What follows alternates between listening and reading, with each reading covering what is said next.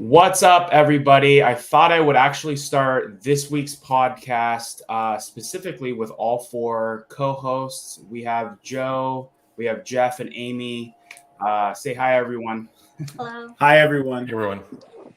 Well, it is April 28th. We're wrapping up the first month of the second quarter. Obviously, there's never a dull moment in the Tesla world. And so we have a couple of special guests. One we'll bring in right now, and another, Matthew, will join us in a little bit. But one of the big topics this week, there's a bunch of topics we'll get into, but obviously one of the big ones is the Model Y being the best-selling car in all of Europe. So we thought we'd bring in Jan. He specifically, welcome to the channel. Jan, how's it going? Hi, thanks for having me. I'm very excited for today.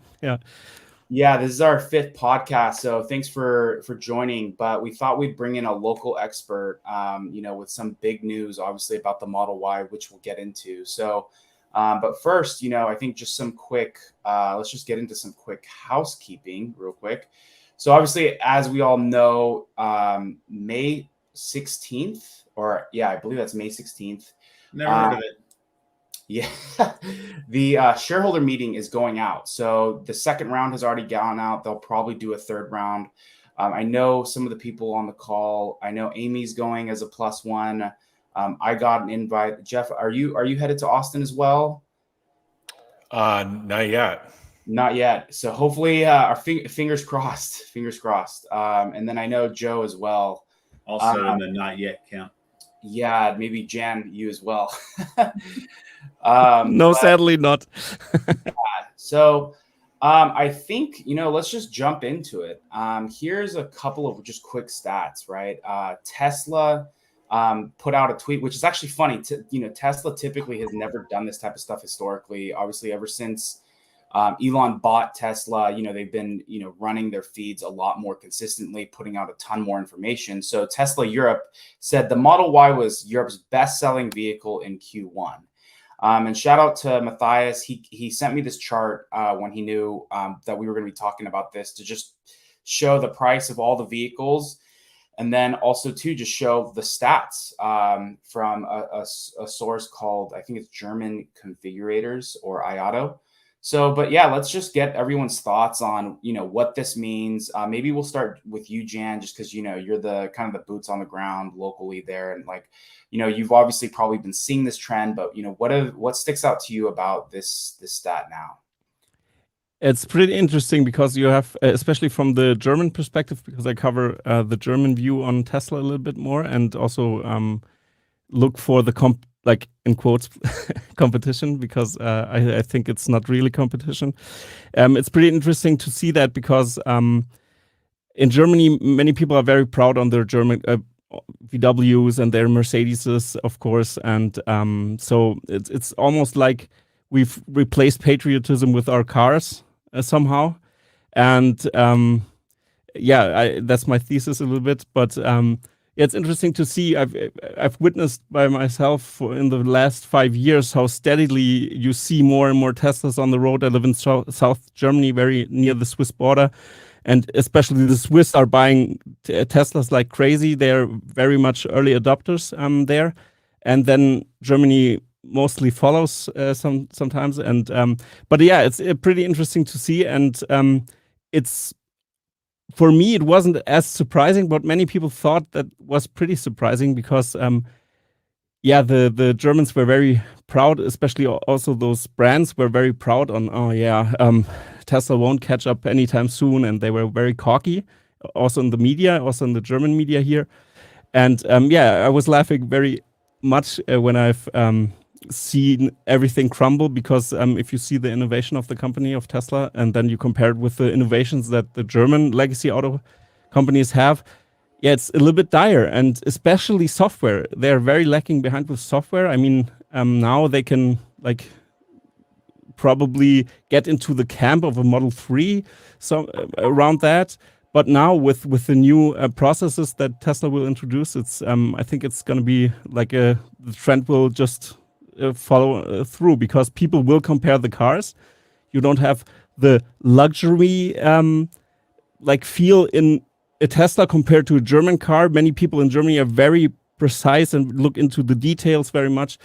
But still, I think if you compare the range, if you compare everything, the Model Y is pretty much the most superior vehicle, and also in Germany, and that's why it doesn't surprise me at all that the Model Y is best selling in overall Europe. So yeah, that's my take on it a little bit. I think patriotism kind of goes out the window. I mean, I'll say this before anybody else speaks, but as some, because I'm an older person, so as somebody who's lived through the 80s and everything in the 70s, through when the transition from Japan came to America, like, price makes a difference. You know what I mean? If it's cheaper, it you know what I mean? Like, that takes precedence over patriotism. And you can see that here in America, where Hondas and Toyotas, Lexus and Infinities outsell pretty much everything. You know what I mean? Nissan and all these others. But I mean, it's pretty good when you see an American company like Tesla just dominate globally how they've been doing. I mean, that's pretty amazing. But I'm pretty sure Japan felt the same way watching Honda take over everything, and just as Korea does right now with Hyundai. You know what I mean? It's just amazing to see, like, each country has its niche. Yeah, and I was going to ask you a question, and thanks for coming on the show. So how do German buyers, make these decisions? I mean, they have the option for a Volkswagen EV. First off, if they want to go EV, they have an option of Volkswagen, Mercedes, Audi. What do they look at to make that decision to go Tesla? First of all, you have to understand that the VWs, and for example, Germans take pride in those cars. For like, again, I'm going to talk about this, but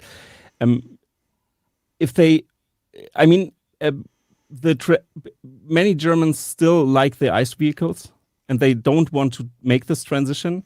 And in Germany, we also have the red tape policies that we have here. We've heard about that when Giga Berlin was trying to get even faster on open before everything else. But the red tape policies here are very complicated. So Germans always hate it when the government tries to dictate something, and the same is with EVs. And that's why I think the overall climate is like a little bit more on the ICE vehicle side. But still, if you start to compare, and the VW, for example, if you have your things, you're using your VW. I mean, maybe you like the design. It's a classic brand. It's a very strong brand here in Germany. But still, if your software is lagging, if you have to go to the dealership and turn in your car 2 days to make a software update, which was ridiculous, I think they more or less solved this problem, but I've heard some stuff that still this is the case in some places. So this is ridiculous. And on the technology front, Germany has so many patents in the internal combustion engine space. There lies the development. There lies the innovation for the German car manufacturers. And if we now compare it to a Tesla in the EV space, then we are not on the level of Tesla. And that's why if people compare it, then they're going to choose Tesla. But I also think the Elon Musk factor sometimes is also a problem here in Germany, because Germans don't really step out of line. They don't like that. So they feel like Elon Musk is very impolite. And that's why they are a little bit more hesitant. And and the Mercedes is still one of the best cars. Many people dream about this car. But that's more or less just subjective. My surroundings that I'm talking about right now. I have to clarify that maybe. Yeah, but you see the trends. If people compare prices, for example, and now you see it. And what people don't understand, and I've had discussions on that on Twitter as well, is that Germany isn't as. I mean, the median income in Germany is around $65,000. That's not much, actually. And Germany is somehow a little bit a low-wage country if you compare it really what you have left on your plate after taxes and everything, because we have a very high taxation and everything. So price really matters here, and that's why I really applauded that they reduced the prices, because then more and more people get access to these cars, and critical markets like Germany, which is also like a big country for automotive industry. Yeah, that's very important. Most Germans buy used cars, and the majority buys used cars. They won't pay more than $15,000 for a car, actually. But still, you see the people who are in the middle wage sector, they're gonna buy a Model Y, I think, or Model 3. Yeah, in that camp. So long answer for a short question, but look at specs, they look at price, they make decisions. It's great. Exactly. Yeah, that's why it's a very good move. Yeah. Yeah, I mean, just looking at, if you look at this chart, right, even the one on the right with what Matthias put up, the Model Y is the most expensive one on this whole list. So it's, obviously, I think this is obviously before the additional price reductions. But it's just an interesting fact of, I mean, this happened in the US as well, I forgot. Yeah, I believe it was the US. It's like the most, or was it China that happened? It was the most expensive, the most profitable, and the best selling car in China for the passenger vehicle category. So it's almost like, as you were saying, partially what you were saying, Jen, but like, obviously even people are buying, the lower median prices, it may be in Germany, but it's, people are weighing everything now when they're buying it. I mean, and that's very clear as they are making decisions and really, I would say, leaping to buy this car. I mean, everything else is under 30,000 euros here. And then you're doing almost 50% more. If you're saying that it's at like 30,000 euros, they're spending 45,000 euros to get into a Model Y. So I think that's huge. I mean, they're beating them in volume. Obviously, the growth is at 170%. So big deal as they continue to dominate. And again, this is the third year of the Model Y. So it's just continuing. It's finally reaching volume. Obviously, Giga Berlin is ramping more than 4,000 or 5,000 cars per week now. So it's just really cool to see, the results kind of showing now. Once they have ramped, they're no longer shipping a bunch of cars across the pond anymore, except for the S and X. But they're really just starting to dominate pretty much every market that they're in. I have a question for Jan. At one point we heard that the Tesla was able to get a car off the production line in about 1/3 of the time of VW. Is there talk of the German manufacturers trying to work on improving that efficiency in manufacturing and initiatives that you've been hearing? Because otherwise, I think, is it going to be hard for them to compete on a price basis with Tesla going forward? Thanks for this question. Yeah, that's pretty interesting, because VW was the manufacturing king here.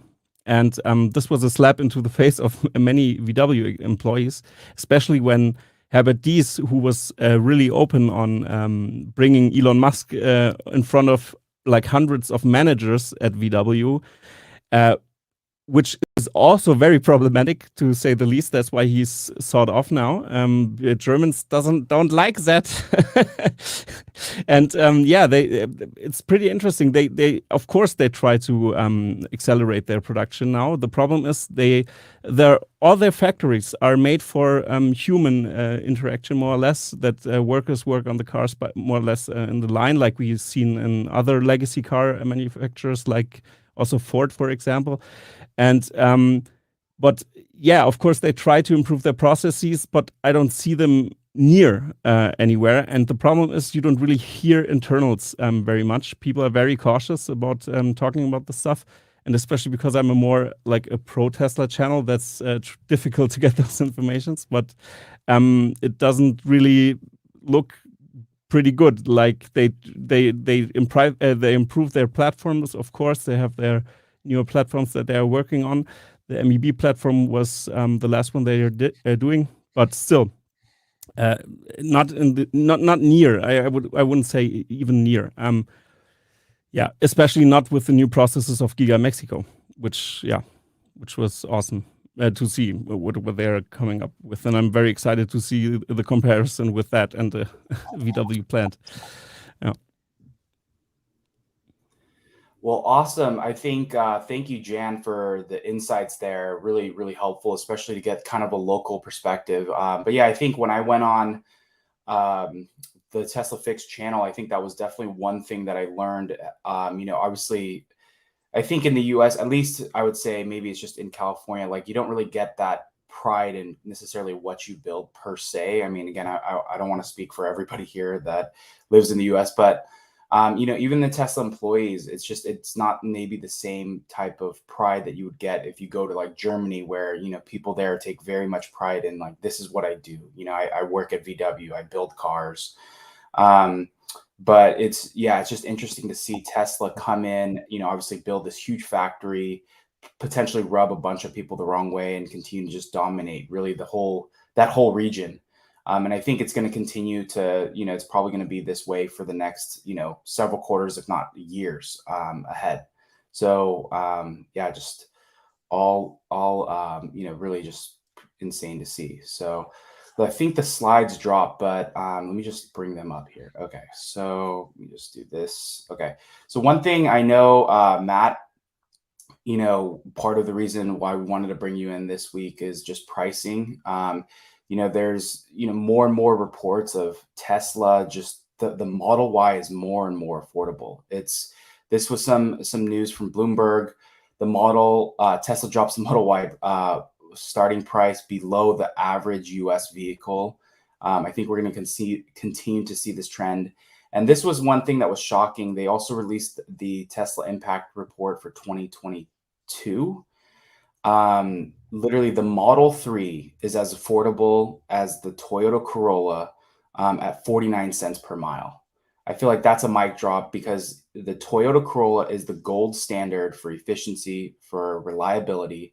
I've had this car before. It's a great car. I mean, it would be something that, once they electrify it, it's definitely something I would potentially look at if we were in general just looking at cars. But it's insane to see that they have finally, I mean, this is really the gold standard. Not only are they as affordable, from a leasing perspective as the Toyota Corolla, but now the cost per mile is literally for ownership is the same. I think I was pretty shocked to just see that status. But I would love to get, Matthew, if you want to kick us off, or anyone's input on just the continued affordability of Tesla as they continue to just navigate this recession that we're in. Yeah, sure. Happy to kick it off. So yeah, with the the Model Y starting at 47K, it's cheaper from a sales price than the average vehicle, but that doesn't even include the $7,500 federal tax credit, which is another 70, brings it down to 39.5 plus delivery. So it's way lower, 20% almost lower than the average new car price. I think a lot of people really, aren't taking that $7,500 tax credit into account at the buying decision, because they still have to pay that up front. They're going to have to wait till, early next year to actually get that money back.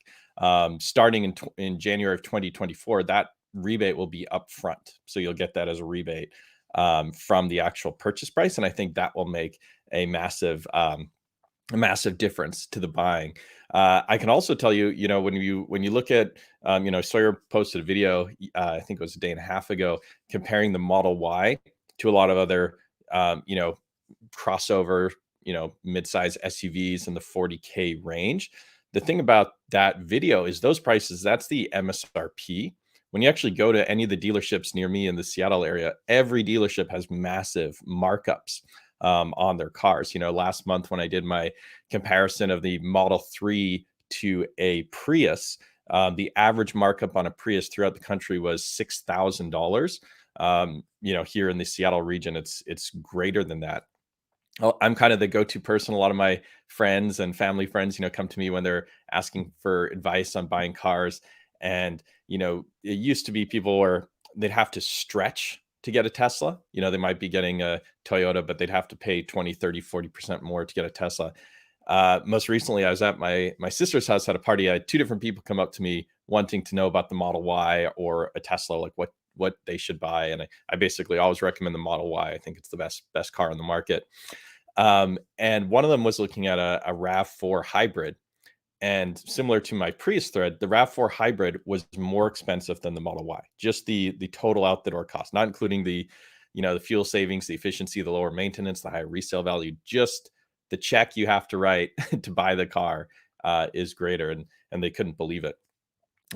So it's definitely turning. I wish we could, get this message out more broadly. Elon says, advertising doesn't work if people can't afford the cars, which I agree with that. I think the prices should be as low as possible. But if someone can spend $50,000 for a Toyota RAV4, they can certainly spend $40,000 for Model Y. And if they don't know that a Model Y might cost up to $10,000 less, they're not going to buy it. Yeah, I agree with that wholeheartedly. I'm pretty sure everybody else on the panel might have some suggestions on that. I personally have always been against advertising in the traditional type sense, but like I was saying, like in a couple of weeks ago, the best thing to do would be to educate people, because without that education, they're not even going to know. I mean, I posted on Facebook when you had made that comparison, and people were like mind blown. What? Like they had no idea, and it's just crazy. Yeah, I mean, I literally didn't know that. I found that out from a friend of mine who was looking at a Prius, and they were the one telling me the Prius was like $10,000 more than the Model 3. And like people like us, if we're reading about Tesla for hours a day and we don't know it, of course the general public's not going to know. But yeah, Jeff or Amy, did you want to weigh in on just pricing and affordability? I will. I think that there might be something else going on here with the price cuts, and that's that we've heard about the Model 3 refresh possibly coming out, and we might just be seeing a slow move to where they think that their prices are going to be after that new vehicle comes out, so that they don't immediately take $10,000 off the value of someone's vehicle that they just walked out the door with when they come out with a Model 3 refresh that might be a cheaper price point. So, one thing that I've learned with following Tesla through the years is there's the obvious place that everybody's looking, and then there's some deep strategy behind the scenes that we don't see until after the fact. So it's just a consideration. Yeah, just to add, I was actually thinking the exact same thing. It's a common strategy when you're transitioning to a new product, to have a strategy to discount either inventory or even new builds, just to not have that concern from a consumer perspective. So it makes sense to me, and I think the awareness. I'm not an advertising expert, I'm a supply chain expert. The only thing I'll say is, I am a data expert, and I think if Tesla wanted to get the data to understand awareness of EV and understand the knowledge base of potential EV buyers or potential car buyers, ICE buyers, about EVs, I think they could gather that information by region and decide if advertising makes sense for them at this time, at their current inventory and production levels. That's the way I would do it. I would go actually and try to test the population and actually understand their awareness and would advertising even work. But yeah. Oh, I was just gonna say this real quick, Amy. Yeah. What I'm trying to figure out what the traditional advertising would do in a sense, because right now, as we know, like they're completely backed up. They have inventory. Like my cousin just bought a Model Y, and it took like 3 weeks for her to get it, and it was like brand new as soon as they announced all the price cuts. I mean, she bought one, so I mean, these aren't it's not like you could get it any faster, and Tesla's making as many as they can, and they're selling out. I don't know. Yeah, I won't go into an inventory diatribe because that's happening all over Twitter. I'm part of that issue, but all I'll say is they're probably reaching critical stock out. To your point, Joe, they're probably reaching stock out phase on inventory Model Ys. If that inventory information is even remotely correct, that there's actually a problem. People look at the inventory chart and think if it goes to zero, that's a good thing. It's actually a very bad thing. It actually blocks sellout velocity, and it causes a stock out condition. And companies have min rates on stock out conditions by region, and they set that stock out rate to manage sellout velocity, and then B, to actually manage their inventory. So as Tesla actually increases their production velocity, they're going to want to be in stock actually more. And so it's a difficult concept sometimes to explain in a tweet, but low inventory is not a good thing either. And Model Y, I would say, is getting critically low right now. Yeah, and I would say one other thing. I really like what Joe said there.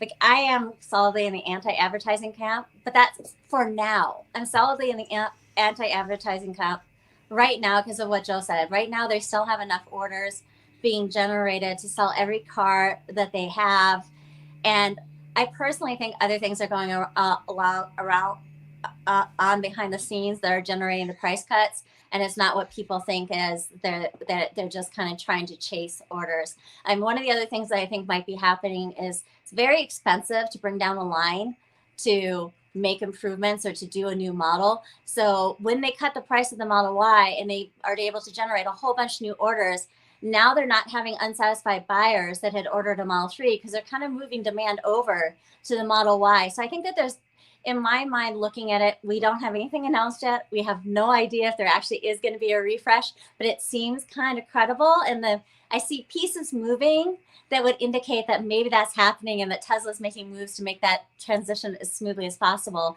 Even those 8,000 cars that are going to be shipped from Mega Shanghai to Canada is a way to make up for a lack of production in the United States when you're putting down the line. That's one thing that it could be done, that could be the case. We also know that it's also strategic because that's a lower cost car, so they can price it so it comes underneath the Canadian EV incentives. Does anyone else have a thought about that?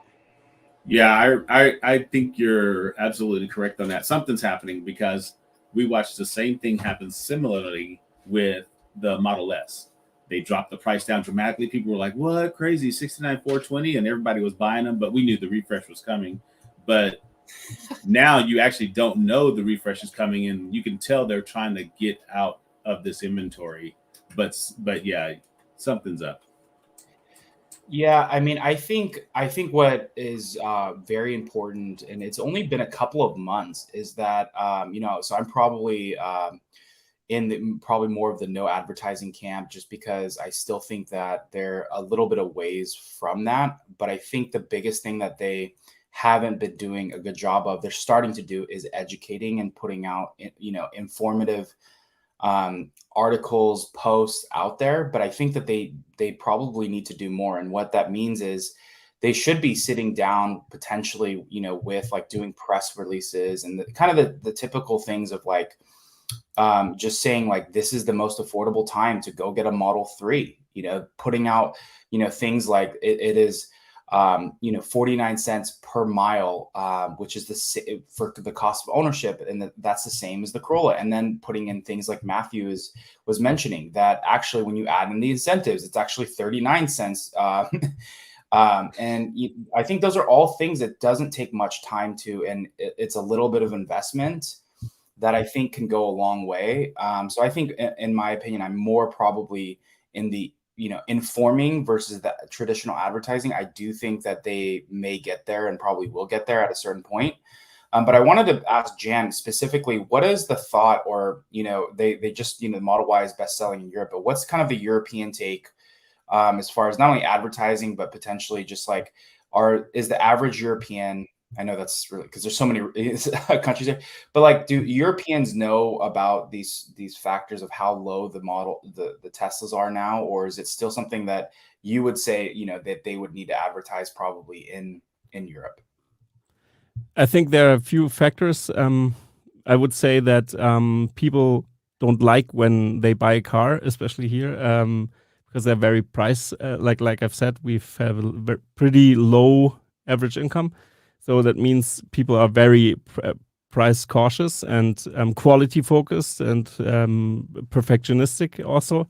So they want a decent quality car for a reasonable price, but not a price that is slashed a week after you bought something, and then they will give you the car back maybe, or something like that.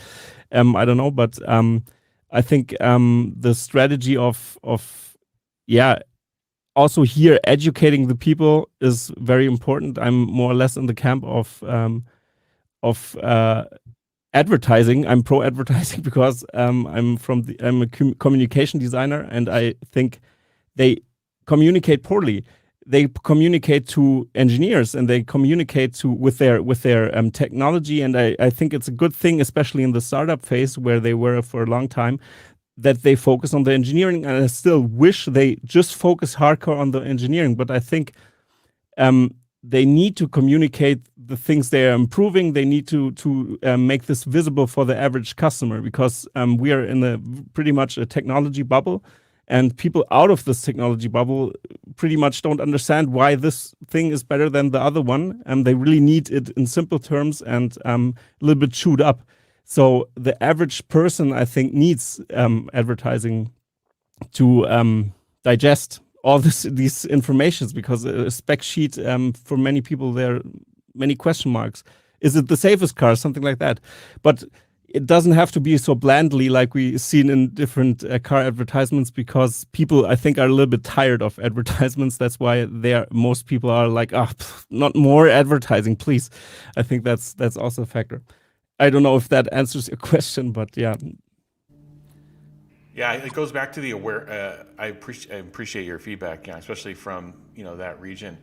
I think it goes back to if you were to almost survey, like, all right, Tesla makes a car right now with FSD that's 6 times safer in terms of collision avoidance, and from an NHTSA rating in terms of crash performance. When you're in a collision, it is the safest car, and it has the top 3 of the 5 models, I believe.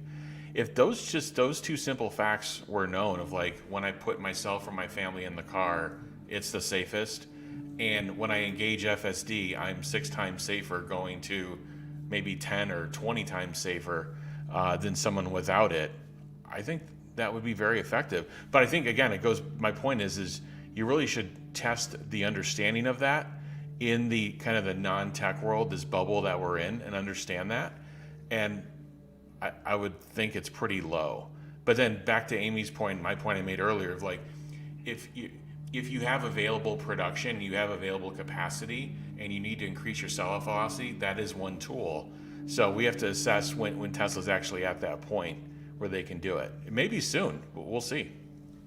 I had one other thing to say, and that goes to what Matthew was talking about how he's the go-to guy, where he just gets constant calls from his friends. Tesla's net promoter score is 97. It's one of the highest ones out there. So there is going to be a little bit of a follow-on effect, that the more sales that Tesla does in each of these regions, people see that their friend has a Model Y, then they look to buy a car and they start asking them questions about it. So we'll also see that. There was a Harvard Business School study on advertising, and it determined that one of the things that was most important is like trust and simplicity to decision, and that too much information provided actually gets in the way of people making a decision. It was really interesting because as I was reading the study, it pretty much exactly described Tesla's website as being the way that you wanted to do it, that you wanted to give people clear options and clear differentiators between the options. You wanted to make it really easy for them to go from of entering their website to actually hitting the submit purchase button. And so there's more going on with Tesla when it comes to how they're converting somebody that might be interested in the vehicle into sales and thought in it than we see. And a lot of it is more of the new version of advertising or marketing in an era when people aren't watching TV the same way, and when people are going to YouTube, and when people are searching on other ways to get information and talking to their friends. Well, hey Jen, how did Tesla do it? Yeah, I mean, like, they are the best selling over there in Europe. There's been no advertising. How did that happen? I think in Germany, we are very engineering savvy, and most people know their stuff. Most people work many people, not most, but many people work for the automotive industry as well. And the word spreads. So Tesla's strategy on focusing on improving their core product was a great idea. They should never stop this. They should never think of, maybe we can put more into a marketing budget, but or we have less engineers. So no, I'm not a fan of that, because the product speaks for themselves, and marketing is just word of mouth on steroids, more or less. So word of mouth is a key factor here, and especially when when what really worked was those incentives of if you tell your friend about your Tesla and then he buys one himself, I don't know what's the word. So I was like stumbling a little bit. Referral, yeah, thanks. Referral.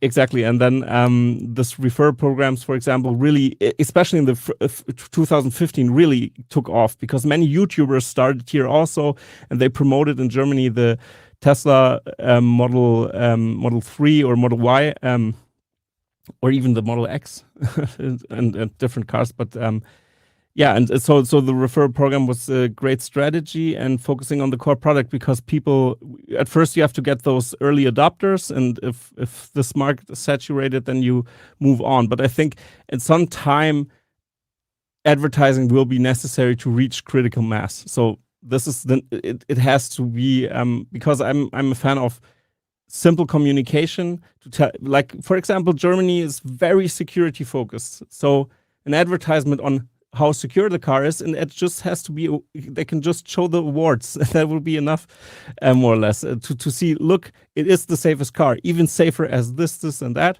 We have special marketing laws here where you can compare. For example, you can't use Mercedes in your advertisement of a Tesla. That's a little bit different than the US. But still, yeah, I think they should really do that and look and what's effective on catering to which market. I think they need to do that at a certain point. Maybe not now, maybe in a year or something like that. But I think to reach critical mass, it's absolutely necessary. Yeah. I think there's got to be a plan for that, right? I mean, I'm pretty sure, like, I mean, we're watching it unfold, and I'm pretty sure, like they have their finger on the pulse of like their markets and what they're trying to get into. I mean, for people that have followed it for as long as they followed it, you realize very quickly how things are progressing over just this past, like, even 5 years, not even counting back to like IP days or when they started even talking about it. Just look at 2018, 19 to now, like their reach is just growing, and they haven't even entered every market like some of the legacy auto. So I'm pretty sure they have a plan. Yeah, and I have to add something real quick there because I always have to like giggle a bit when I read like Tesla don't have to do marketing and stuff like that. When I see that Tesla already did marketing through Elon Musk, for example, a long time. It's meme marketing. They really for the entry phase, it's the perfect way to market, but they have to look which audience is not catered to still, and then they have to expand their communications. And I think, of course, the best thing they can do is like all those lengthy live streams they are doing. That's great for the hardcore audience. Like the hardcore audience will eat it up and will look at this and tell their friends about it. And nerds like that stuff.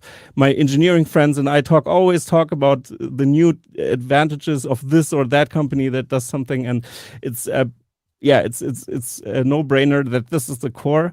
But you still see Wall Street, for example, doesn't catch up really. They don't really know what's happening. Sometimes at times you can see it in the stock movement sometimes where you think, okay, haven't they seen what was happening there? And stuff like that. So yeah. That's all. Oh, sorry. Jan, did you cut out? Maybe No, I was done. I was done. You can go on. So I wanted to spend like the last 19 minutes. So we're going to go into a little bit of Korea and what happened this week with that region, and then potentially drive in or talk a little bit about potentially what this means on some insights that Amy has on the next slide. But as we all know, Elon was in Washington, D.C. this week. He met with the South Korean president, Yoon. And obviously, I think Yoon's focus was obviously to woo Tesla and Elon Musk to come and build a factory specifically in Korea. So I think maybe Amy, before we get into, let's say, the aspect that this may correlate with India, but what are the thoughts, specifically on Korea as, potential region, What does your actual feeling and gut tell you? Do we actually think that they're going to be going to Korea? I know Mexico and then Korea, and I think Indonesia was another rumored place. But what is your thoughts specifically on this meeting, and specifically Korea as a region? And I'm opening that up to anyone. I could start just from a free trade agreement perspective. Mexico has almost more free trade agreements than any other country. It opens up all of South America to Tesla. It opens up many other places. So when you look at the massive volume, and I think that Joe or Jeff or Sean might have something else to say about this, but the amount of cars that they want to be able to sell with the Gen 3 platform and think that they're going to have demand for, to put a factory initially in a place that has many free trade agreements so you can go test out a market without having to build a factory there, has a lot of advantages. So just like Mexico, South Korea checks that box. It has many, many free trade agreements with lots of different regions. And then there's also been a holdup with the licensing of the Megapack there. So some of the people that I communicate with in South Korea are like, they think that was one of the proximate causes of this meeting, was to try and get that Megapack licensing smoothed out so that they could start more rapid deployment of that. So I think that, and it's a major, major port. When I fly over it, you just see so many freighters and so many shipping cranes. So it's also an easy place to ship. So from that aspect, it has a lot going for it. Yeah, Korea's amazing. I had a team there in a factory there for a number of years, over a decade, and it's one of probably the most skilled. I mean, first off, all over Asia, you're going to find various skill levels of workforce, but very special and different, and a really good auto workforce as well, with Hyundai, Kia there, and just a very high tech workforce. Like Amy said, the port access is really good, and the supply base there is very rich, very technical, very capable supply base that's actually in country. You're not to import a ton of stuff to build product there. So it would be a fantastic solution and a really good. The other thing that's happening right now is Asia. There's some hedging going on in terms of primary site, secondary site, given everything that's going on geopolitically. So that's another very important reason to consider South Korea. And I would say that everything we just said also applies to Japan. Japan also has quite a few free trade agreements, also has a good auto manufacturing base, also has a port and shipping. Jeff, do you know anything about the price comparison there between South Korea and Japan? Because I mean, we didn't know there was a meeting. We don't know more than that. Yeah, I mean, from a labor force perspective, it's better. I mean, Korea is on. I mean, if you look at all the countries in Asia, I would say Japan would be on the higher end. Korea would be below it. Singapore would be above probably both. So it kind of varies based on each country, but Korea has been a little bit better on pricing, but that could change too, especially with how the supply chain is designed and how vertically integrated Tesla is. So how much labor are they going to really need? So that's another key thing to think about. And really, prices really, I mean, when you continue to reduce labor content the way they are, the pricing actually turns into more of the broader agreement around inventory, around many other factors besides what labor is paid. So, but yeah, Korea right now should be cheaper. And then also too, so obviously we have the Giga Shanghai. So how is like this factory either gonna compete, or how is it gonna add to the overall, I think, Tesla ecosystem? Like, what's significant maybe about the Korea factory versus like, why are they putting another one that's so, I guess you could say, kind of close to the Shanghai factory? I think personally it's going to be more energy specific focused. I don't think it's going to be like vehicle focused, but I mean, that's just a speculation. Yeah, and just going back to Amy's point on free trade agreements, so China doesn't have that agreement with India or with other countries. So from an export perspective, a Korea or Japan versus China will give you that access, John. And obviously, Yeah. India is a huge market. There's other huge markets they have access to as well. So it really, a lot of this comes down to geopolitics and positioning. And countries like India have a very, very high barrier for access for manufacturing. So I mean, I'm glad Amy brought that point up on Twitter. And here, I think it's a huge point of like going to Korea again. Besides the great supply base, besides the great people, it's the export piece. Yeah, no, that makes a lot of sense, especially I mean, I think especially with India, depending on if it's the actual vehicle versus energy, they would obviously have to get their more compact car ready to go and be built probably out of Korea versus the Model 3. I think that's still, at least from my understanding, still at the price range. But again, we clearly see all these charts like China, Europe now, where it's like the Tesla Model Y is still like the highest selling vehicle, and it's the most expensive one. So I say all that. But I thought we could, just jump into the next slide, really, and just I'll kick it off to Amy. But Tesla into India. And so I think, rather than reading out this whole tweet, I don't know, Amy, if you want to voice this over, but you dropped this little nugget, which could, is a complete game changer. And I think this just goes back to, Amy and Jeff Witt and even Joe, what you were saying is that, Tesla is always doing something behind the scenes. We're obviously seeing something, front facing, but there's always something more that's happening that's more strategic than that we can even really imagine going on.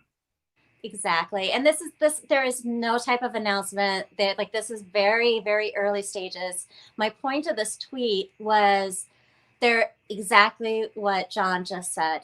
Tesla is always so far ahead of where we are looking at any one moment. And what I try and track is just the moving pieces that are kind of falling into place for the next major stage of Tesla's expansion. So one of the things I'm really looking at right now is when they get to Gen 3 and they think that there's going to be just massive volume on that, is the logistics falling in place? Is the factories falling in place? What are the locations going to be? And how are they maneuvering and getting into that? So one of the things I've been tracking is what's going to happen with India, because that's the third biggest auto market in the world right now.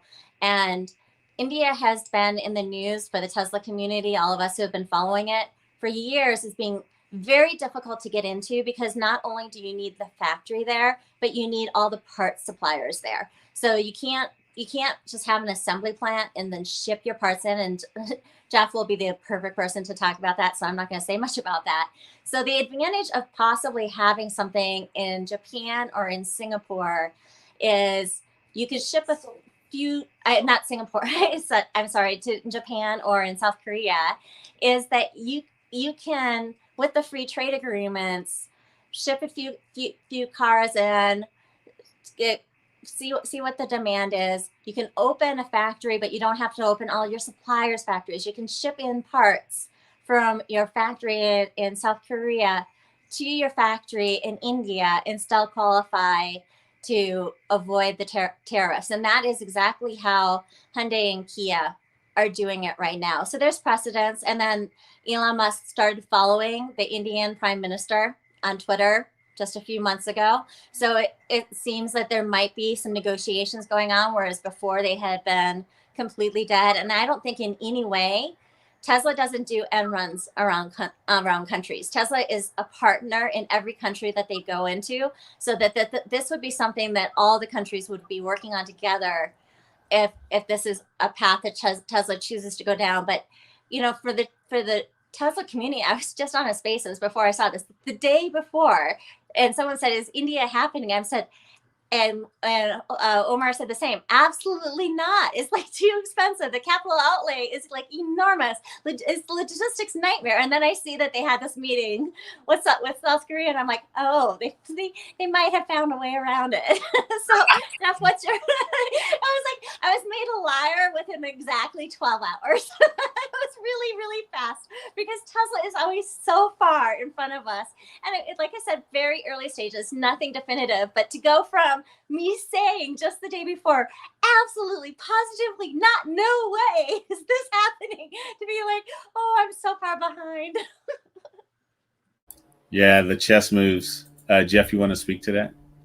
Yeah, and just I think in America, it's not as widely known how other countries have kind of protectionist policies around labor, and it's just not widely known. So when you hear the CHIPS Act in the U.S. and then you hear about what we're doing with the IRA and battery manufacturing, it kind of puts people off like, whoa, we're really forcing manufacturing in. But this is actually how many other countries operate, and even at a much higher level. If you look at what Brazil does, if you look at what Argentina does, you look at India, and you look what they do in terms of they put in massive import duties on if you don't localize in their country, and then use their labor and use their workforce to build their product. They put massive duties on you.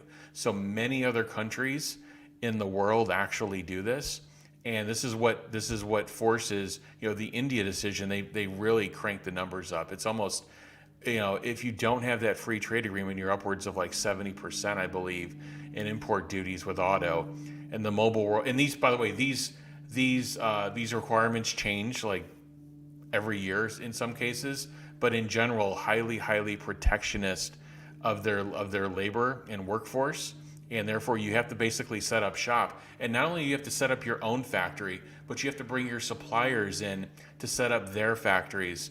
And when you think of the complexity of a supply chain and actually doing that, whether it's memory or whether it's displays that are going inside the car, that complexity becomes exponential at some point. So that's why you really need to break through with these agreements if you can.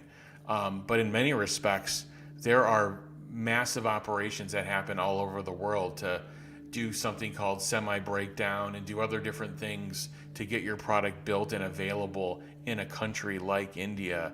So this move's a big deal. I just want to let the audience member knows it's a big deal, and these policies are happening kind of all over the world in these major, large, populous countries. And now the U.S. is actually just starting to do that with the IRA and the CHIPS Act. And it's really just getting off the ground in the U.S. Yeah. Also, WinFast, for example, also moves the production line to the US because of that. So yeah, that's a pretty good move to get manufacturing into your own country. Yeah. Yeah. I mean, it's a big deal with the battery supply chain. If the U.S. isn't making the moves that they're making, I mean, it's going to be owned elsewhere and be an export, a major, gigantic export for some other country. So the U.S. car market is so vibrant. It's what makes this so important. So yeah, just getting back to South Korea, there's just so many great reasons and examples why, and I really like the India call out on that. I think that's a fantastic point. Yeah, it's going to be interesting to watch because I've noticed that, here in America, we kind of lag behind. We love our comfortability and we don't really like to branch out of that sometimes. And I think that's what's happened with EVs and ICE. I mean, you see it in other countries. The adoption is like no problem. Like everybody's just on it. But here it's like, what? Pulling my teeth. And it's like, no, it's better for you. Trust me. It's just wild to watch. And to be clear, I would think this would be the Gen 3 vehicle. That's the one that makes sense. That's one of the reasons why Tesla was so willing to walk away from India multiple times in the past and not try and come up with a solution.